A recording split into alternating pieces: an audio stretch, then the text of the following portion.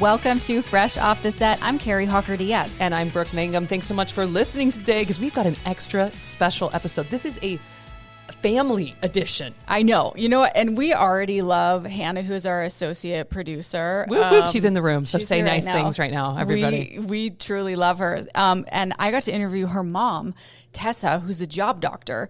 And if you're having issues at work or maybe you're just wondering about like, hey, is this right? She's so smart with all of this genre that it just like blows my mind. Okay, well, then this is like thing is you need advice, right, in career field. And it's like so difficult to navigate that because every career I think is different and there's not one size fits all advice. And it's so great to have somebody to sit down and like tailor it exactly to you and to get that advice you need. Do you have any words of wisdom for us, Kari? Oh my gosh. Words of wisdom.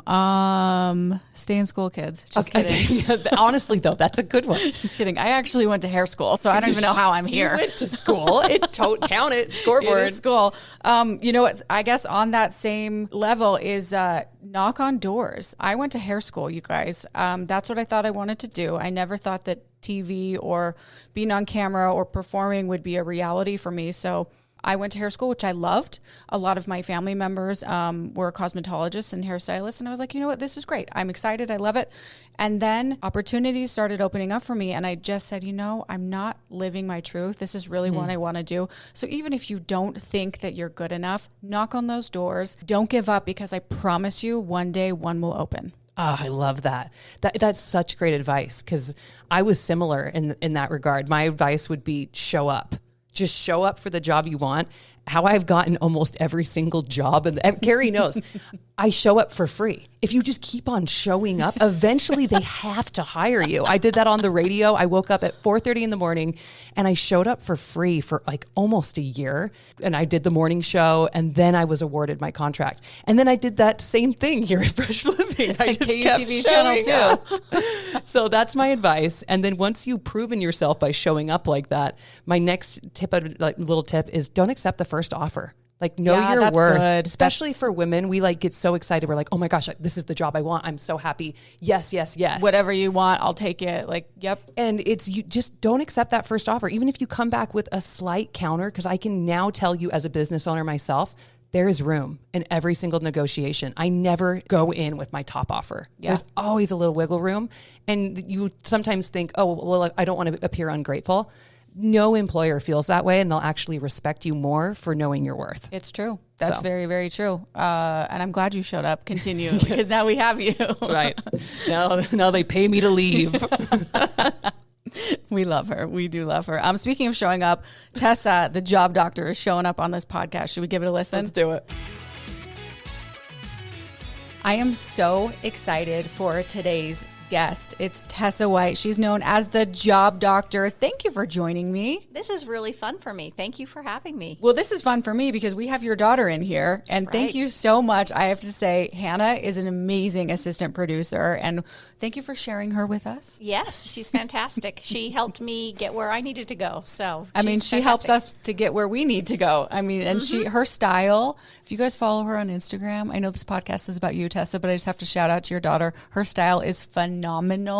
So maybe we'll drop her handle at the end of this too, so you can follow her because she's cool. She's real cool. Okay, Tessa. So can you share a bit about your background and what initially drew you to enter the world of business, influencing, and book writing? Well, they're all different answers because what drew me into business, I became a single mom, had 3 kids, and I had mouths to feed and no college education. So I had to do something to make a living. So necessity started the whole thing. But then the shift from corporate America, which I did for 20 years, into being an accidental influencer really was about wanting to go from helping the employer be successful and realizing that people needed the same kind of help. So I moved to the other side of the desk to help the individual. And I thought that would be really fulfilling for me, having done my own journey up the career ladder and seeing so many people as the head of HR behind closed doors and realizing there's common themes. And the book was simply a bucket lister item. It's just something I always wanted to do. And they all converged at about the same time. I like how you said accidental influencer. Like that could be on our resumes now. Yes. You know? Because it happens. I mean, I was just looking through your Instagram page, your TikTok page. You have so many followers and you are ranked in the top 2% of creators on your live, when you do your live on That's Instagram, right. on your live sessions. So if you could describe yourself in 3 words, what would they be and why? 3 words. Well, truth teller. Okay. I'm definitely known for cutting through things to just get right to it. We need that, so that's good. Risk taker. I mean, what other 57-year-old do you know that all of a sudden became an influencer? That's ridiculous. And boy, I would say adventurous probably. I will try just about anything once. And that's what's helped me be successful, I think, with the job doctor, because I've tried these ideas and people look at me, especially older people, my age. I call them older people. And they say, that's ridiculous. Why would you try that? That won't work. And I go, oh, really?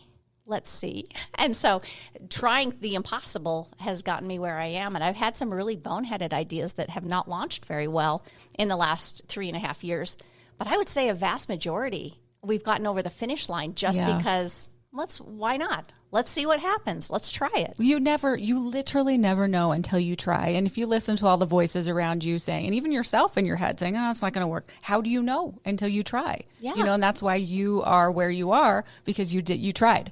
Well, I was thinking Dr. Ruth. I don't know. Older people know who Dr. Ruth is. She's a sex therapist that was like in her 70s. Oh yeah. I know Dr. Ruth. Yeah. Everybody loved Dr. Ruth. And at first I thought I'm too old to be an influencer. And then I said, Dr. Ruth did it.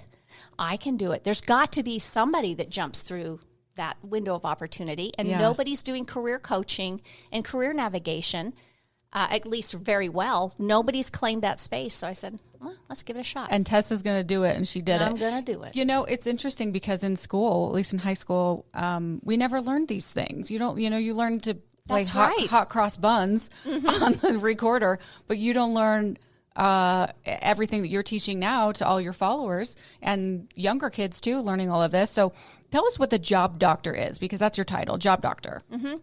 The job doctor helps people navigate their career. So get the job, get the pay, have a strategy around where you want to go and how you want to get there, because most people don't understand what happens behind closed doors. And having been in HR for 25 years, I'm in the room where it happens. Quite literally, and I can see the patterns, and I know what helps somebody get ahead and what helps somebody or hurts somebody in the process. And I finally thought, these things are just normal and natural to me, but the more I talk to my children or friends who came to me for career advice, they used to call it the Ask Tessa hotline informally. I realized that I knew something that other people didn't know. And so as I help people, I will often be told, you're psychic. Like, you told me how to have the conversation, and you literally told me what to say and what they would say back. And it happened exactly like you said. Wow. Yeah. Wow. That's why we need you. We need you in the room with us. Okay. You talked a little bit about being a single mom. Can you tell us about your journey into the workforce and the challenges you faced as a single mom and as a woman navigating a male-dominated industry? Yeah. I have always been the only woman in the boardroom as long as I can remember. Wow. It's been very, very difficult, especially in Utah. Just add another layer of complexity to the whole thing. I became a single mom when I was 30, I think I was 31, when I had to figure this out. That's young. I had 3 kids in tow, no college education, and all I knew is that I could type and I liked people. So I thought, I should go into HR. I stumbled into HR as a profession and found that it was something that I could do. Now, if you fast forward 20 years, I'm, in Manhattan, New York, and I'm meeting with Blackstone, the top VC, and I'm heading up a compensation committee, and I'm like, how did I get here? How did this happen? But really the journey was harder than it may seem when you just tell it that short. It was really a lot of ups and downs, a lot of making mistakes, and a lot of hard work and learning how to speak up, which was not an easy thing for me as a woman. I grew up in a home where you were taught to smile and mostly, you're quiet. And say please and thank you. Say please and thank you. Yeah. Look good. Don't cause a lot of trouble. And that was not going to work if I wanted to climb the career ladder. And my motivation, of course, was my children. I had to put food on the table, and I wanted to make it not look hard, or I didn't want my children to see me sad or stressed. I wanted them to feel safe. And so that's kind of how it started, was just digging in and taking the promotion and learning and stretching myself until I got to a place. I ended up actually in a Fortune 50 company leading HR, again, without a degree. They Look at stopped you. asking it. They stopped asking at that point. Yeah. And then I think that really helped me say, oh my gosh, I did the impossible. I did the thing I wasn't supposed to do. Why could I not be an influencer? Why could I not help people? And here we are. And here we are. What are some common misconceptions or challenges that you see that women face in the workforce, and how can we address them effectively? I think the biggest misconception I see, if I'm generalizing women, which is always a dangerous thing, but Sure. generalizing, women often think if I work hard enough, I will be seen for all of the wonderful things that I do and I will be promoted. And that is not how it works at all. Women have to speak up for what they want. They have to ask for what they want, something that men are generally better doing.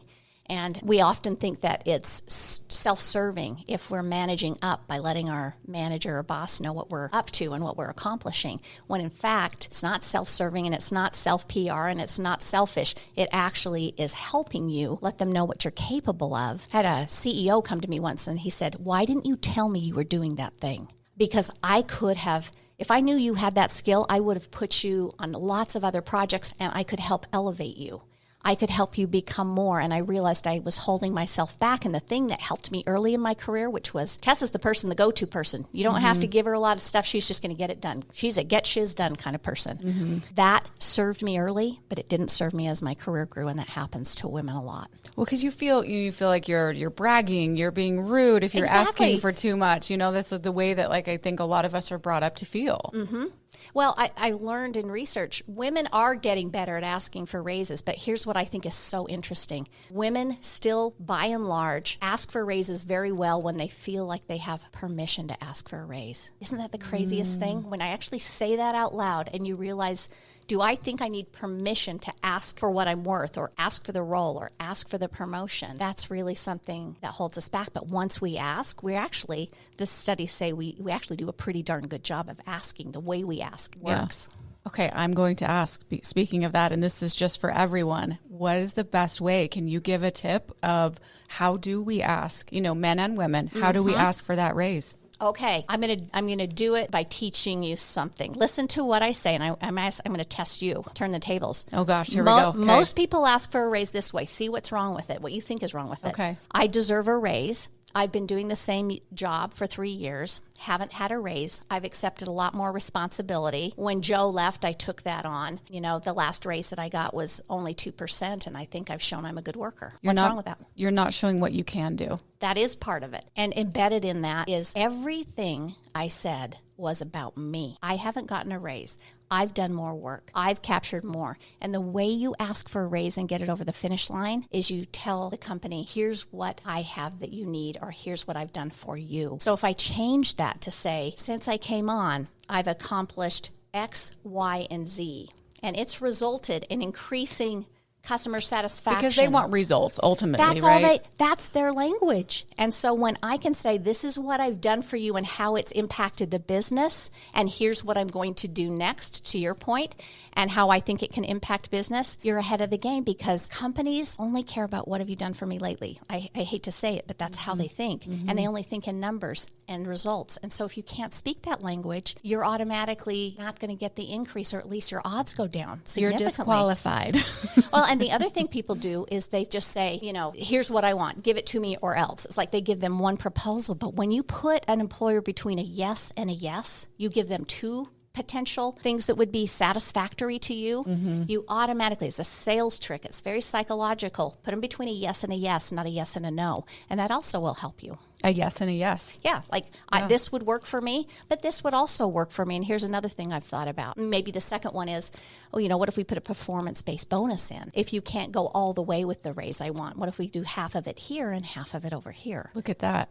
You're coming up with solutions for them, and you're giving them a yes and a yes. Well, it's only because I've listened to 10,000 pay negotiations in my lifetime. So you start to see what works and what doesn't work. Sure, you've seen a lot. Okay, thank you for those tips. That's so good. Can you share a memorable success story or moment in your career that has had a lasting impact on you, or like a memorable story or moment where you were like, yes, this is amazing? I wish I had more of those. I don't have a lot that stick out where I just went, yes, the moment has arrived. I can tell you that One of the moments I really appreciated was I do remember sitting in the Blackstone board meeting. You know, I'm on the high-rise 22nd floor, dressed in black, the only woman in the room. And New York. Yeah, and I'm presenting this comp plan, and just, I'm killing it. You know, they're asking me questions like they want to get me, but I know my stuff. And I remember in that moment saying, yes, like, I know my stuff. Like, I should be here. Because there's not a lot of times in my career where I can say I had that moment where I went, I deserve to be here. But that was one of them. I'm like, I deserve to be here. I'm prepared to be here. And I just thought, wow, this is really cool. And just that energy that you felt was priceless. It was really neat. And another one that was really important to me was a bucket lister when we went public. I was working for Vivint Solar. I was the only woman, and the only woman on the podium, and got to ring the bell as we went public. And I do remember just feeling like, wow, I never thought in a million years this single mom who was trying to eke out a living, started out as a secretary, I'm ringing the bell. Mm-hmm. And that was really neat too. Look at you breaking down barriers, knocking down those walls. And you know what? If you think about it, it goes back to like your kids. You know, when you talk about that, your motivation for your kids, that'll do it to us. Yeah, they're very motivating. For those who don't have kids yet, and even those who do, you know, everything you do in life is to make their life better. It changes. It changes. It does. Okay, your transition from the workforce to becoming an influencer seemed like quite an interesting jump, as you were saying. Can you walk us through the journey? And were you like out buying tripods and like, you know, like new phone lights and, you know, like how did you jump from one to the other? Hannah's going to laugh because she knows the true story. She's nodding. I will tell you, the reason that I went after social media isn't what most people, why. I wanted to write a book, and that was on a bucket list. And I went to an agent and she said, you're a nobody. I cannot get you a book deal. You're just another HR person. And it really hurt me. I thought, yeah, but I'm a good one. This was before social media. Before social media. And she said, yeah, you may be a good one, but they're a dime a dozen. I can't sell a good HR person. You need followers. So she said, come back to me when you have followers. So I didn't know how to get followers. I didn't have social media. I went to Hannah and I said, well, can you help me? You know social media. And she said, you know what, Mom? I will post your stuff. It's really good. I'll post it on TikTok. Let's see how it does, because I couldn't even log into TikTok. She posted it on TikTok. And 3 days later, my son calls and he goes, Mom, my girlfriend said she saw you on her For You page on TikTok. Is that even possible? And I said, oh my gosh, I am on TikTok. I totally forgot. Let me go log in and see what's going on. In 3 days, I had 10,000 followers. In 3 days? 3 days. And it was Hannah. Hannah is the one that got me on TikTok. We have to just clap for Hannah. And she helped me with Instagram and some of the other platforms as well. And it was really hard because at first I was so embarrassed. I would do a post and I go, I look so stupid. I sound so stupid. I'd erase it. And finally I got to a point where I just said, come what may, I'll put it out there. Yeah. I'm probably more nervous about me than nobody cares as much. And it just kept going. There was a good 2 years that I was getting 1,000 followers a day. Oh my gosh. Which is insane to me. Did it start on TikTok then? Started on TikTok. Mm-hmm. There you go. And was it naturally just moving into the job doctor? Did you come up with the page at first and think like I'm going to be the job doctor, posted it, or did it like evolve into the job doctor? Well, I got bored. I was just like everybody, locked into my house. I wanted to fly fish and not work. I was retired, and then the pandemic happened, and if you know me, you cannot lock me into a house. I will go stir crazy. So I made a website, and I had a dream about this name, The Job Doctor, and I grabbed the URL, and I started, and the day we turned it on, and I do Rent My Brain sessions, so I help people, and I was full. The first day I turned it on, and it feels like the happiest of accidents. Yeah. And since then, it's just been a freight train. I've held it back because I've been nervous to go too hard, and I haven't wanted to work too many hours, but it just wants to go. I get calls from, all over the nation and from every major news outlet, and we've never sought any PR ever. And yet it just comes and comes and comes and comes. And so now I finally hired a bunch of people. My husband left his job and we're going for it. So look at that. Yahoo! Next stage is the job doctor. Okay. All right. How did you leverage social media and online platforms to build it? And what were some of the key strategies that you think worked? Was it posting every day? Was it posting multiple times a day?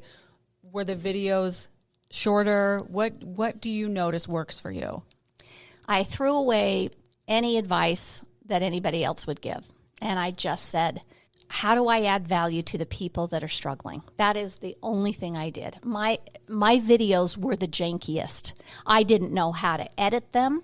I didn't have my makeup on. Some days my mascara was smeared. I just focused on what do people need? What am I hearing that people need? And answer those questions. And then I also learned that people don't need big, principles to follow, these giant, difficult things. They needed scripts. They needed practical scripts and practical cut through all the crap. How do you deal with this? What's going to happen to me if I press this button? What happens, and what's going to happen to me when I press this button?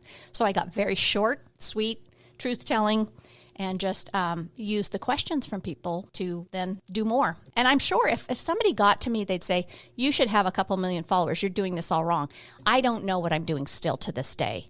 All I do is put out content that I think is interesting and see what happens. Well, you're doing something right. You're doing something right, Tessa. What if someone hasn't followed you and is now going to? What kind of subjects, what kinds of things will they find on your pages? They'll find, how do I ask for a raise? When do I ask for a raise? Should I leave my company? Should I stay? My manager sucks. How do I fix it? Or can I fix it? I did something really stupid. How do I fix the perception of me? Should I take this other job or should I not? That's kind of the variety of things I get. Most calls that I get, Rent My Brain sessions, which come from my social media, are, my boss is an idiot, what do I do? Or I want to leave my company and start somewhere else. Am I crazy? How do I do it? Yeah. Those are the popular things that you get asked during the live sessions. Yeah. Okay. It's some variation of that.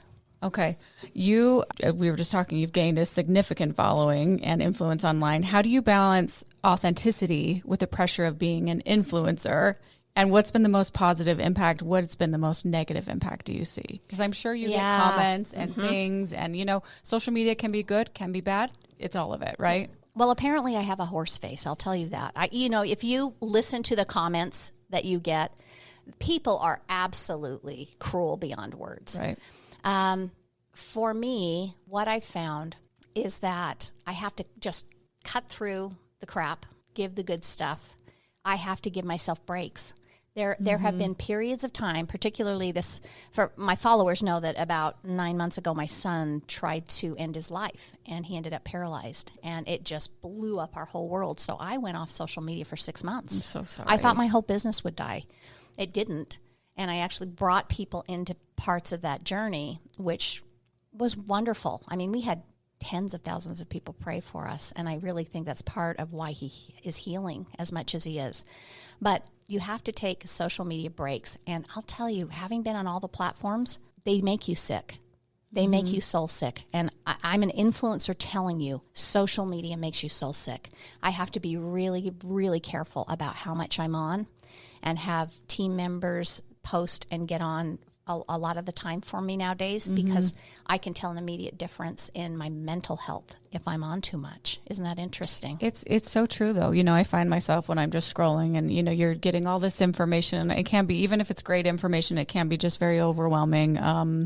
And you have like the online bullies which you've obviously experienced. And so the flip side of it, when you can turn it into something good and do what you're doing and helping people, I mean, you're obviously seeing the need.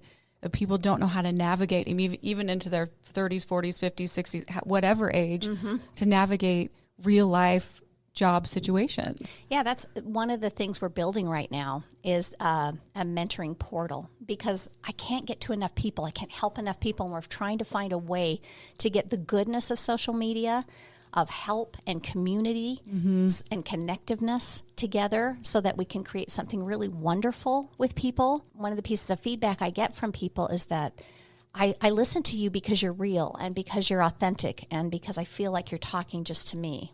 And I think that comes from, I really don't care what I look like on social media, and anybody that follows me knows that. There are days that I look like a totally different person.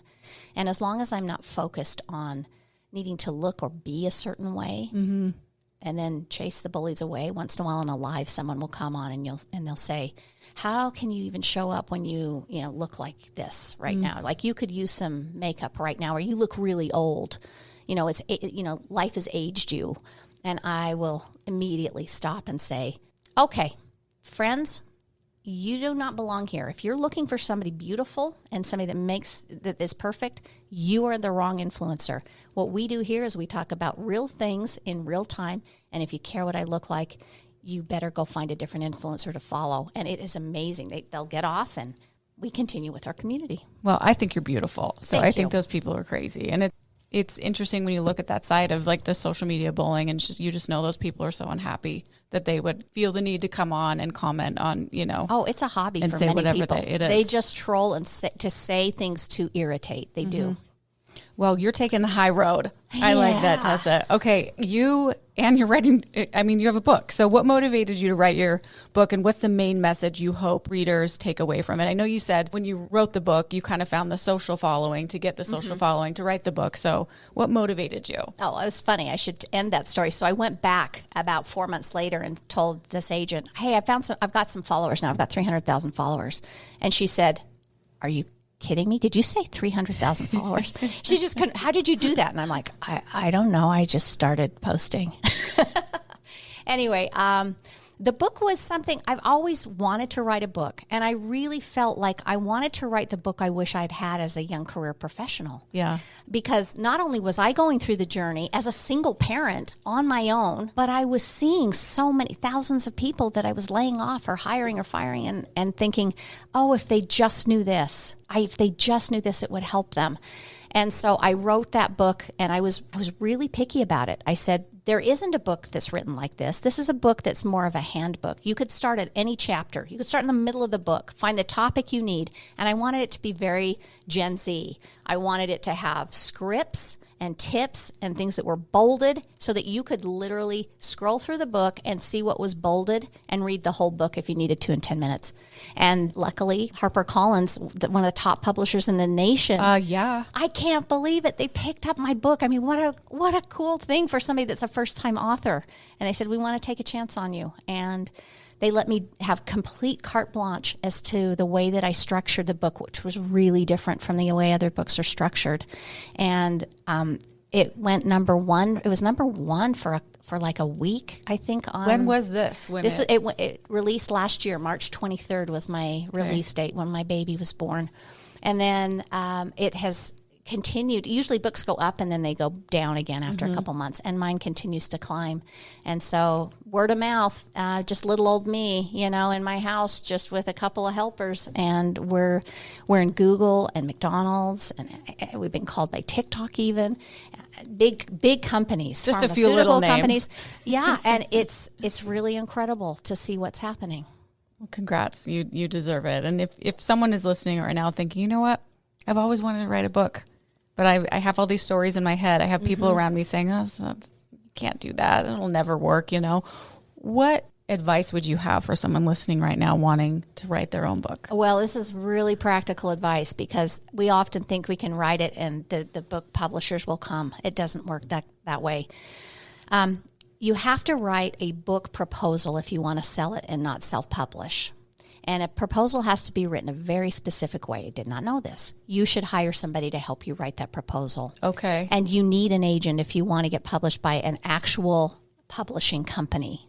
Now, if you want to self-publish, game's on. You can do that any way you want. And you can sell your book on Amazon. But I will tell you that now, having had to market my book and figure out how to sell it, it's incredibly hard without a partner. And even a Harper Collins, who's the best of the best, everything's changing so quickly that it's very, very hard to sell a book. So get the right publisher if you're not going to self-publish. And if you are going to self-publish, get somebody who can edit, get somebody who's a really good editor to go through your book and help you make it great. I probably wrote my book 3 times over before it was in the condition that we needed it to be. I had no idea it would be so difficult, the editing process. So be patient. It's going to take time, but get the right people in the beginning that knows kind of the path that. Yeah. This is one of those things that you can get it out on paper, but you need people who are in the industry that can help you get it over the finish line. That's good advice. Unless it's just a pet project and you just want to publish it just to have it, and then go for it. You can write anything you want. Sure, if that's a goal of yours. That's you could do Sure. it right. What advice do you have for women who aspire to become entrepreneurs or authors or influencers, but they're feeling overwhelmed or uncertain where to start? Start. Somebody has to do the crazy job. If your lifetime dream is to write Hallmark cards with funny lines, somebody has to do that job. If you want to be an archaeologist and discover, ancient reptiles, somebody's doing that job. And for me, the key is you have to give energy every day to the thing that you want to do. Energy creates more energy, and it will begin to unfold. I mean, for me to say, I want to be an influencer. I think I'm going to have 1 million followers, and I'm going to be on television and have a best-selling book and be in morning television all the time. I never could have seen that coming. But you just have to take a step a day. You literally can be anyone and do anything, and age is a silly, silly thing to stop. Get that out of your people. head. My gosh, I'm having more fun at 57 than I had. Yes. Why didn't I start my own business when I was 40? But just do it. I think so many women I talk to think that the only jobs available to them are being a secretary or working in retail if they don't have like a skill set yet. And while if that's what you want to do, you should go for it, there are so many possibilities. You can be anything. And in 5 years, you're either going to have taken steps to become that thing, or you're going to be in the exact same spot wishing you had taken some steps to become that thing. You absolutely can do it. Ain't that the truth? Time's going to pass either way, right? It's going to pass. So true. What are your future plans for projects, and how do you envision continuing to empower and inspire others through your work? Where do you see, the future for yourself? Okay, I'm going to say out loud crazy things because that's the way Do it. That's the way Do stuff it. happens, right? Yes. You have to first think it, and then you have to say it, and then you can begin taking steps. I want to have a TV show. Do you remember the old show where they would do the home makeover and the whole home makeover, or the personal makeover, and they do the hair and the teeth and everything? Yep, and the reveal. And I want to take over. I want to do a makeover for people in their jobs, people that are trying to change their career or get a job. I want to just give me you for just a couple of days. I'll teach you how to do the interview. I'm going to show you what you need to look like. We're going to learn the right language. We're going to get the certifications. I think people their minds would be blown if they could see what I could do with them in a day. And I know this because I'm working with people all the time, and I watch this happen. I get about 10 messages a day from people who say, I got a $50,000 raise because of you. Or I am one of 3 experts in the United States that does this thing because you gave me confidence to do it. And I just want to share that with people and give them hope that they can make their lives better. You can go from cleaning hotel rooms to making $100,000 as a software engineer in 5 years. You can do it. I just want to show people that. So that's what I think would be really great. I know you're going to do it. I feel your energy. I know, because you're not going to stop trying. That's just what you do. And so you're going to, I feel it. So I can't wait to see the show. Yeah, when you realize your potential, and this is true for any individual, once you realize that you can create whatever you envision and that it can be done, it's just so fun. Why was I so scared my whole life? Why was I so scared? These stories we tell ourselves. You know what? Do it. And throw out those stories. If you have a dream, please do it. And to kind of bounce off of that, if someone's listening right now thinking, you know what, I'm going to follow Tessa. I need some advice. I'm kind of feeling stuck in my job, and I've been asking for a raise, and I'm just not being heard, and I'm not feeling happy. And I know that's an open book of what advice you could give, but is there something you can say to them so they know that there's a little light at the end of the tunnel? Well, the first thing I would recommend they do, it's a values analysis, and it's in the book for $10. Go get the book and take the values analysis. There's really 5 areas, and you rate how important those areas are to you. An example would be how entrepreneurial are you, or how important is it that you make a difference? 1 to 10. And you fill out the values analysis. Then you fill it out for your company. How does my company do in those? And you'll quickly learn where the disconnects are. And that will help you decide whether you're leaving because you are a mismatch with your company, or whether there's something else going on, because what I get are people calling saying, I can't stand it anymore. We have to define what it is. What is it? And right. once you know, like for me, I did this analysis on myself many years ago and realized, oh my gosh, I have to be feeling like I'm making a difference with people. That's new for me. That's me too. Right? I just realized I have to that's make a me difference. too, yeah. And something's changed. I'm older now, and I need more flexibility in my day. And I learned that I'm a big thinker doer, but once it's working, I get really bored, and I don't like maintaining. And once I understood that, I thought, I'm in a job where I built things and now I'm maintaining. Of course I'm not happy. I need to make a change. And so that's what I would recommend people do, is a values analysis to understand what the it is before they start changing jobs, because changing jobs is actually a lot of work. Yeah, it is. That's really good advice to figure out. Is it, well, we think like, oh, I'm just not being paid enough. But really, what is it about? Are you just not feeling heard? Are you not making a difference? Are you not? Yeah. Because if you're not feeling heard, then that's all about communication. How can you start having the right conversations at work instead of just leaving? And then you have to expend 20% more effort for 6 months to prove yourself. Yeah. When you could have spent 10% more effort just having the hard conversation. Oh, Tessa, this is why we need you in our offices. Can we just multiply 1 million of you? That would be amazing. What is the book called? And tell us where we can get it. It's called The Unspoken Truths for Career Success, Navigating Pay, Power, and Politics in the Workplace. And you can get it anywhere books are sold. Amazon is my favorite because it's usually free shipping, but Barnes & Noble is another really great place you can get it. And it's Audible, so that I actually got to voice over my own book, which is cool. Or you can get it in just a regular book. Okay, that's where we can take the test too in there to figure out what. That's right. Okay. And in fact, if you go to thejobdoctor.com, that's my website.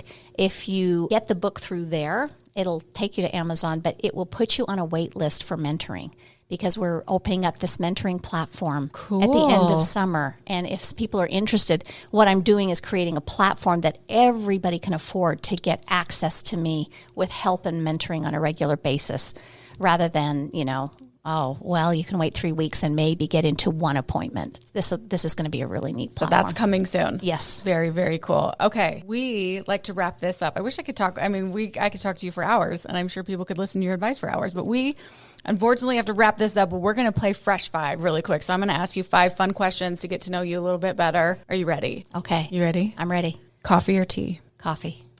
What's scarier, spiders, clowns, or snakes? Snakes, no question. She didn't even blink. Oh my gosh. She didn't even blink. If you could have dinner with any celeb, past or present, dead or alive, who would it be?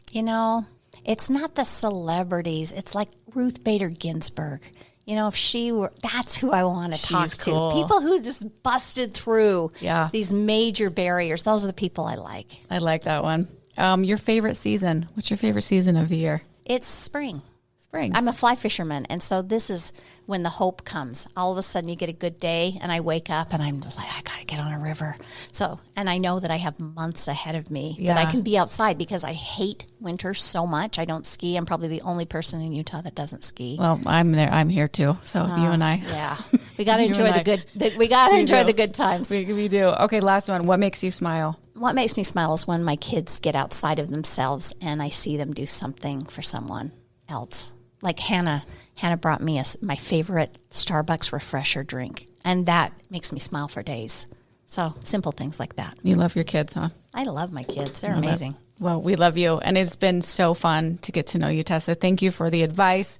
Thank you for the insight. And if people, and you should follow her, where should we go? What's the best place? I know you're on multiple platforms. They can follow me, Job Dr. Tessa, on just about any social platform, YouTube, Instagram, or TikTok. They can also, I have a weekly podcast on Spotify and Apple called The Job Doctor's In, and they can actually hear Rent My Brain sessions and watch us solve problems with real people with real problems. It's really fun.